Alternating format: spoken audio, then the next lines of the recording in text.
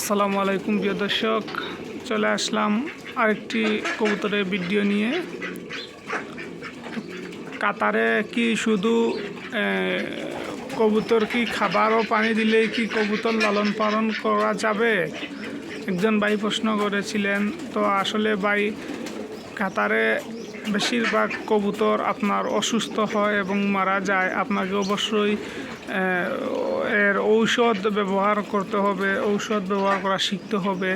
সপ্তাহে 3 থেকে 4 দিন ঔষধ দিতে হবে। যদি এগুলো জানা না থাকে তাহলে কবুতর আসলে সুস্থ থাকবে না এবং আপনার কপিলে এসে আপনার সাথে চিৎকার চেঁচামেচি করবে, এমনকি আপনাকে মারধরও করতে পারে।